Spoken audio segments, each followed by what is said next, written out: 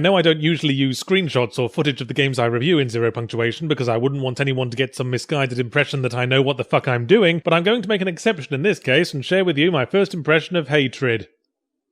Yep, you can see what all the controversy was about now, can't you? That fiery orange text could cause some real emotional damage to a pyrophobe or an Irish separatist. Yes, Australia continues its valiant efforts to rescue its beer-swilling, thong-wearing, spouse-beating population from moral degeneracy, and I, in turn, continue to fight the power with daring guerrilla tactics like Steam codes. Just call me Play Guevara. Here comes my attempt to break the land speed record by going from 0 to totally minge-squirtingly obvious in just 8 words. Try banny game, make people wanty game more. Hatred went straight to the top of the sales chart the day it came out, and you know damn well it wasn't for its innovative gameplay or its heartwarming love story about a combat boot trying in vain to reunite with a concrete pavement. Hatred's protagonist is quick to claim that his name is not important, although I feel the teen gossip magazines would disagree, so let's just call him Jeffrey Cuddletrousers. Jeffrey has finally grown tired of people taking the piss out of his hairdo by calling him Madam at the checkout of the trenchcoat and death metal shop, and decides that weighing up all the pros and cons, the logical way forward would be to murder the entire world. So he emerges from his shack dressed for a Texan wedding and starts racking up the body count. You might call it a sick power fantasy, and I would reply, well yeah, that's why it's funny. I picture some spindly angst-ridden teenager seeing something like this in their head moments before they burst into a McDonald's, drop their dad's revolver, and shoot themselves in the kneecap, and that makes me laugh. Am I a bad person? Yes, but not because of that. Maybe if Jeffrey Cuddletrousers had had an ounce of humanity that could make him the slightest bit relatable, the game might have been disturbing, but I don't see how anyone could take him seriously long enough to be disturbed. With his Cookie Monster voice and his cousin It from the Addams Family hair, he was certainly difficult to take seriously when I was playing as him, as he seemed to have the most tremendous difficulty navigating the hated doorways of this rotting so-called civilization, because it's isometric, so while it does very effectively replicate the appearance of The Sims going through an awkward phase, it's not so good at making it clear where everything is in relation to everything else, which certainly isn't helped by the deliberate stark monochrome look, so interpreting the visuals can sometimes be like trying to read a Sin City comic that's been photocopied 12 times. A button to rotate the world might have been nice, and might have helped us figure out if that cop is shooting because he has line of sight on us, or because he's being tormented by a refrigerator that refuses to keep its hands where he can see them. Also, the concept of jumping over things is not something that I think should still be giving anyone trouble in the field of game design. I thought we had that down from Mario 1, but sprint at low cover to jump over it is the kind of design that leads to the headline "Deranged Killer Brought Down While Attempting to Mate with Hedge." What might also have made the game disturbing is if any of your victims showed any sign of not wanting their skulls cracked like dog food piñatas. Sure, they scream and run away when they see Jeffrey Cuddletrousers, but when they all stand around in groups about 50 yards away like a herd of wildebeest, confident that there can't possibly be a lioness around anymore because there's all this long grass in the way. Don't think the shitty AI makes the game easy, though. Enemies with guns seem to be so offended by your piss-poor demonstration of kill crazy that they need to show you how it's done, and will start shooting before they're even in your field of view. So the best way to locate the enemy is to walk out into the open and see if you end up with more holes than the average clarinet. A large group of armed enemies becomes absolute chaos, and since enemy gunfire sounds exactly like your own, I kept running out of ammo and not noticing. So I'd be standing there pointing gun fingers at Sergeant Bignuts, thinking, blimey, this guy's soaking it up, before realising the bullets were coming out of rather than going into him, and I now had Philly cheesesteak instead of a bottom half. Here's my pro strategy though. Start a big fire, then hide behind something on the far side of it and watch the entire highly trained police force enroll for Caveman Lessons 101. Fire, hot, ow. Nevertheless, Hatred remains quite hard. In fact, it's an anagram of quite hard with a QUI left over for when it's quitting time. Bam! I wonder if that's rather going against the whole revel in gleeful anarchy thing. Yeah, you can start off mowing down innocents at your leisure, but eventually the opposition will get stiff and you'll actually have to start thinking. Spree killers being well known for their sterling logic and forward planning ability. Could it be that Hatred is in fact a morally upstanding game in disguise, trying to teach us the important lesson that violence will only ever be met with more violence, as well as shitty AI and bad haircuts? Possibly, but then again, this is a game where you execute people to regain health, so I guess it's also sending the message that stamping on an innocent person's head until it bursts is the best way to appease the little pixies who will come and plug up all your bullet holes with magic gumdrops. Hatred's short, but it's as long as it needs to be. That is, any length at all. Jeffrey Cuddletrousers could have shot one guy and then briefly waved his bum around and the game would still be as long as it needed to be. It doesn't matter that the design's shit and the story's inane, because Hatred isn't an entity in itself. It's the latest incarnation of the game that always appears when concerns about video game content enter the popular discourse. It was called Postal last time. We live in an age where mass communication has counterintuitively turned all attempts at verbal debate into a basketball game where the teams are on different courts and stand around the basket racking up meaningless points and throwing shit over the dividing wall. The only way an individual can safely express their politics these days is to anonymously spend money. Hence why homophobic pizza joints can mysteriously accrue $1 million in donations. Hatred exists merely as a maypole for those wishing to defy the cultural nannies who want to tell them they can't have it until they learn to wipe their bottoms properly. So two groups of affluent middle-class people annoy each other, Hatred makes tons of money, and the world at large gives less of a toss than a quadriplegic shot putter. Good night!